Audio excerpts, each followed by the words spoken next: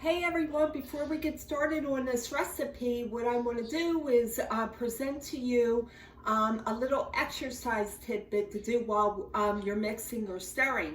What I want you to do is engage your core. It's called vacuum, where you just suck in and then release, suck in and then release, and it'll actually firm up your abs.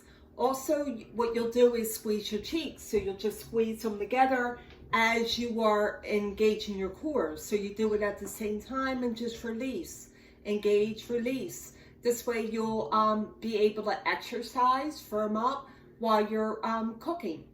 So here we go with the recipe.